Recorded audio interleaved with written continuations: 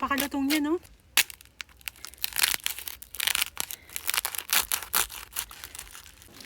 Grabe, oh. Ayan, oh. Ang juicy niyan.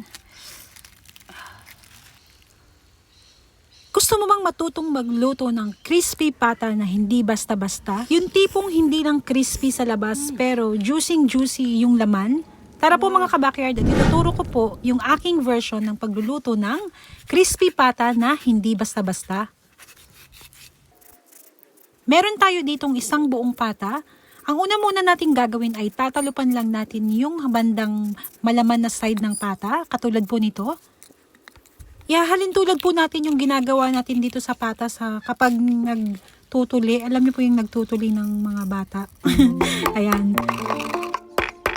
Nagdikdik lang ako ng paminta at asin at irarab natin itong ating ginawang paminta at asin dito sa kaloob-looban ng meat ng pata. Ginagawa natin yung ganitong procedure para po makasigurado tayong talagang malasang-malasa yung pata na gagawin natin. At saka po yung paglalagay po ng asin ay nakakatulong sa pagiging moist ng meat ng pata. Pagkatapos nating marami yung ating asin at paminta dito sa ating pata, ay ibabalot na natin sa cheesecloth itong pata. Pwede po kayong gumamit ng skatsa o sako ng harina kapag wala kayong available na cheesecloth. Ayan, isecure lang po natin yung ating pagbabalot ng mahigpit para po hindi gumalaw yung pata. At pagkatapos po ay ire-rest po natin ito ng 5 oras. Para po talagang manuot yung lasa ng asin at paminta na inilagay natin dito sa ating pata. At kung nanonood ka pa rin, paki-comment down below po mga kabakyard kung saang bansa kayo nakatira para po malaman natin kung hanggang saan umaabot itong ating mga videos. Makalipas ang 5 oras, ayan po, maglalaga na tayo ng pata. Inilagay ko lang itong ating pata sa isang malaking kawali at nilagyan ko yan ng bawang, sibuyas, pamintang buo, laurel, at madaming asin. Ayan, mga 2 dakot po na asin yung ginamit ko. Dahil maraming tubig po yung nilagay ko dito sa ating paglalaga ng pata. Pakukuluan lang po natin ito ng 3 oras. Makalipas po ang 3 oras na paglalaga natin dito sa pata, eto na po yung itsura ng ating pata. Ang susunod na nating gagawin dito ay i-air dry lang natin yan sa ating air fryer. Makalipas po ang 1 oras ng pagpapatuyo natin sa air fryer, eto na po yung itsura ng ating pata. Ayan, oh. Eto na po yung itsura ng ating pata. Tuyo na po yan. At ready na po natin itong i-deep fry.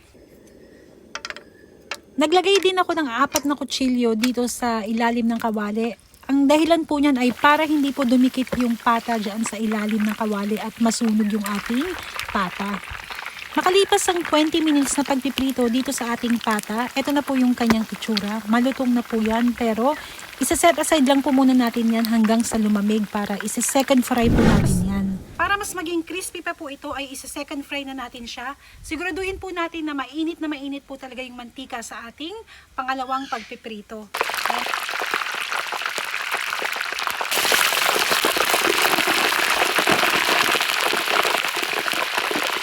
Dito po sa ating pangalawang pagpiprito ay medyo mas mabilis lang ang ating gagawin. Mga 10 minuto lang po. Siguraduhin din po natin na wisik-wisikan natin ng tubig itong ating mantika para po maging aggressive po yung mantika at mas crunchy pa po yung maibibigay sa ating result nitong ating pagpiprito. At after 10 minutes po sa ating second frying, ayan po, okay na po yan. I-set aside po muna natin yan at gagawa na tayo ng ating sauce.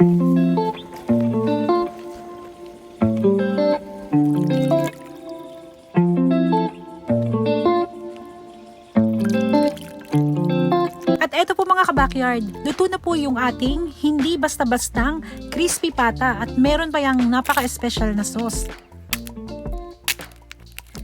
At kung kayo po ay natakam na dito sa ating inilutong hindi basta-bastang crispy pata, paki-comment naman po mga kabakyard at paki-share na rin po ang ating video. At paki-like and follow na rin po mga kabakyard ang aking bagong Facebook page. Tara po at tikman na natin to. Ito po mga kabakyard, yung ating crispy pata na pang restaurant style. Ayan.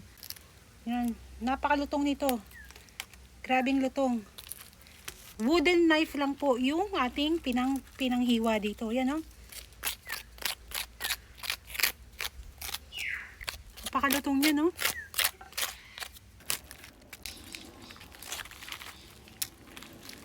Grabe o. Init.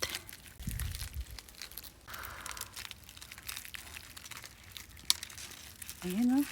Ang juicy niyan.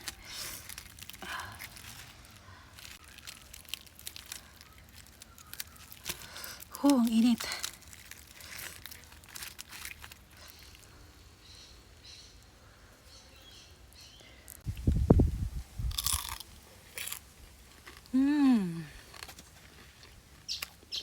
Wow.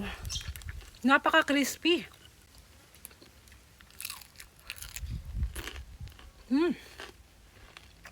At ang lasa po.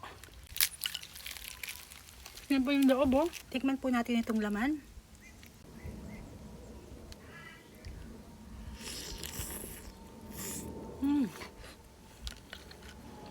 Wow.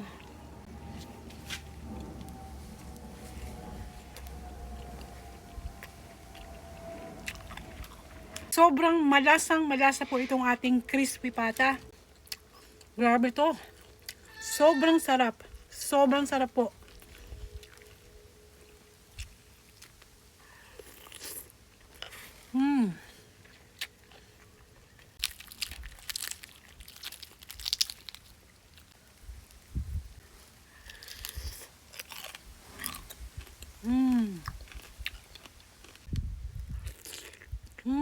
Ang lambot. Sobrang lambot. Naglalaglagan yung laman pati. Sobrang sarap. Grabe.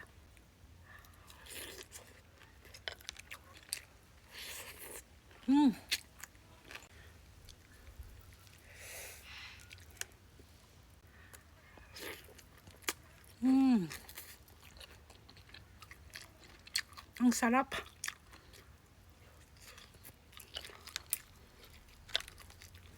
Sana po matry nyo itong ganitong klaseng style ng pagluluto. Sobrang sulit po. Hindi po kayo magsisisi.